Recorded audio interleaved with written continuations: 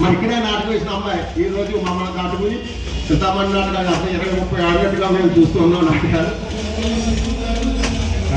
మరి చక్కగా మరి డప్పు వాయించినటువంటి వ్యక్తి మామూలు మనిషి కాదండి.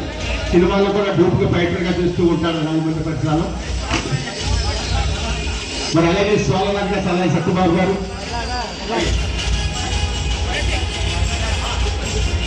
మరి ఈయన ఫైట్ మాస్టర్ గారు ఇక్కడికి డప్పు వాయించడానికి వచ్చిందండి కేవలం. కానీ కళ మీద అభిమానంతో, కానీ ప్రొఫెషనల్గా ఆయన వ్యాసం చూస్తే మీకు అర్థం ఉంటుంది. సీరియల్లో చాలా ఎక్కువ కనపడుతూ ఉంటాడు. మరి అలాగే ఇవన్నీ ఒకటైతే నాకు అందరికీ కనపడి ఒక సెట్టింగ్లో మాంత్రికంగా ఉంటాడు ఆయన బెల్లప్పారావు గారు అని. రావయ్య నుంచో ఎదురు కదా పట్టుకుని ఆయన స్టేజీ వెనకాల కష్టం ఉంది ఆయన్ని. అటు లాడు ఇటు లాడు ఇటు లాడు అటు లాడు. మరి బెల్లప్పారావు గారు పిఠాపురం వస్తారు.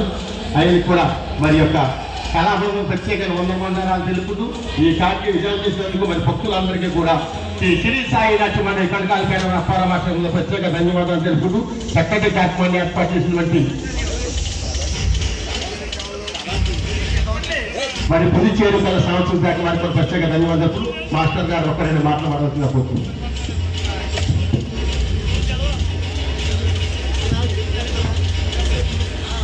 ముఖ్యంగా ఈ నాటకంలో తిలకించి ధరించినటువంటి భక్త మహాశయులందరికీ మన యానం వెంకటేశ్వర స్వామి